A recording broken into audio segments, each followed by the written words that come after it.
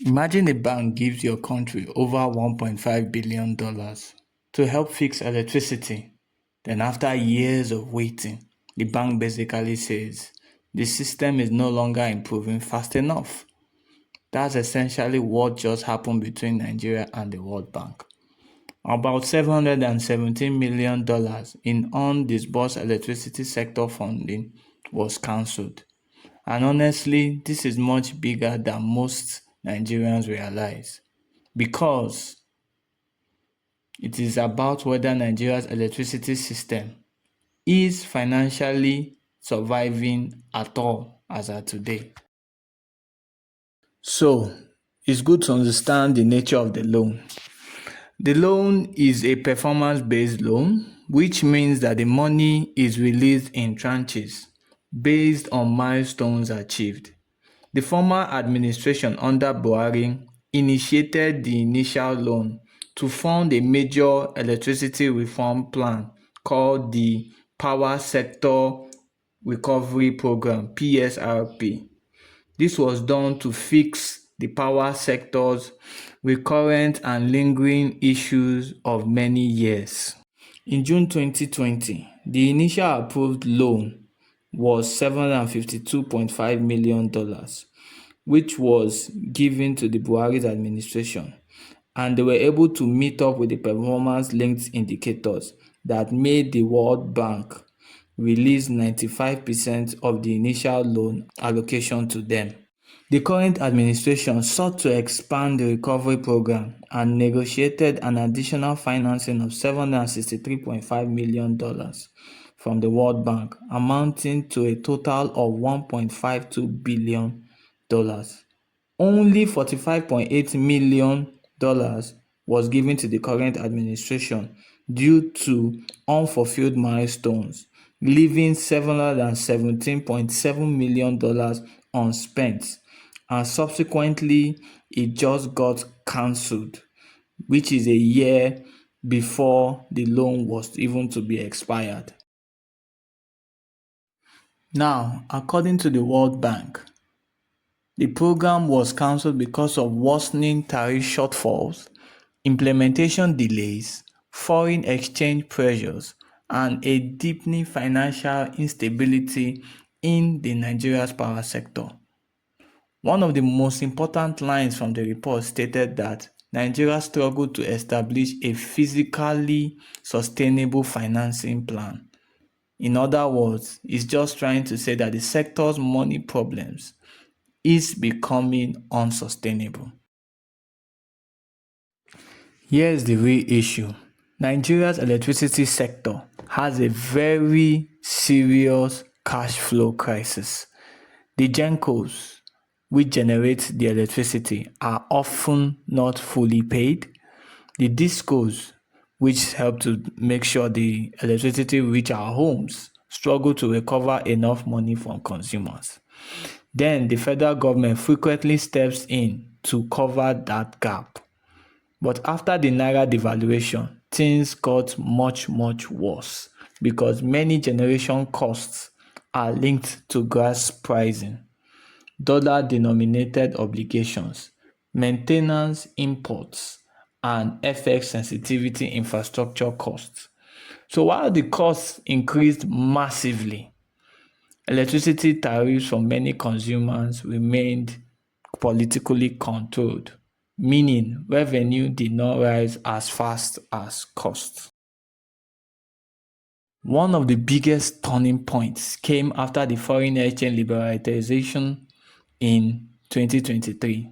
The naira weakened heavily, and according to the World Bank, many earlier gains in reducing tariff shortfalls were reversed after the naira depreciation. Why? Because electricity generation is heavily dependent on gas. 60 to 70% of our electricity generated is from gas.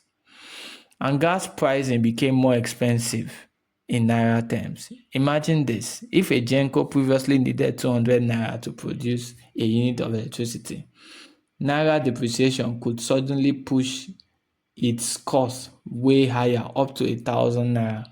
But if DISCO still cannot charge customers enough, the financial gap explodes massively. According to the reports from the World Bank, Nigeria's tariff shortfall reportedly surged from around 140 billion naira in 2022 to approximately 1.9 trillion annually by 2024 and 2025. This is an insane increase. In fact, I can just say crazy. But it is expected due to the naira devaluation. And someone eventually has to absorb that loss. Either it's the government, electricity companies, or customers. Sometimes all three. Now, there's another major issue called ATC&C losses, and this was explained as one of the major causes of payments not coming. Now, ATC&C losses simply means aggregated technical, commercial, and collection losses. Sounds technical, but it's actually very simple.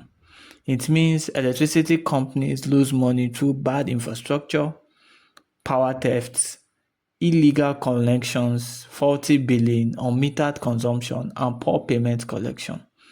So even when electricity is supplied, a large portion of expected revenue never returns to the sector. Imagine running a business where customers consume your products, but huge numbers either underpay, bypass their meters, or don't pay at all. That is part of Nigeria's electricity reality. The GENCOs are not happy. They have been regularly complaining of unpaid debts because they need to still pay for gas, maintain their turbines, pay their staff, service loan, and import equipment. But revenue recovery across the value chain remains very weak. Some reports suggest sector debts owed to GENCOs and gas supplies have accumulated massively over the years, meaning the system keeps generating liabilities faster than sustainable revenue, which is one reason investor confidence in the sector remains very fragile. So why did the World Bank cancel the loan? The implementation progress was eventually downgraded to moderately unsatisfactory because the 45 million that was given to the current administration was only 9% of the additional financing package that got disbursed. Key reform milestones were not achieved, as I said earlier. The World Bank essentially concluded that without stronger financial sustainability, continuing the program became increasingly difficult. And to further add, it was Nigeria that initiated for the loan to be cancelled because there are very strict conditions to be met for any further funding to come from the World Bank. Now, here's the part many Nigerians are worried about. If the sector continues to lose money in this manner, electricity tariffs could rise further because somebody eventually has to cover generation costs, gas costs, transmission costs, and distribution losses. And as fuel prices, diesel prices, and FX pressure continue to rise, electricity costs may also continue to rise, especially for Band A consumers and businesses.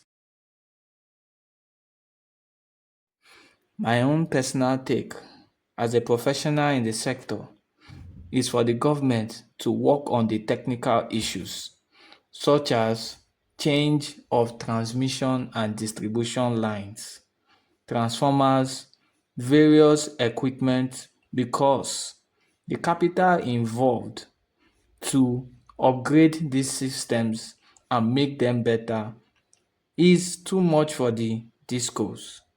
Secondly, we should also note that the technical losses are the major reasons for high estimated billing, and that will be talked about in another video more in depth. Thirdly, a deep forensic audit is necessary on disco operations and their remittance patterns to help curb the systemic corruption across the value chain and get things better.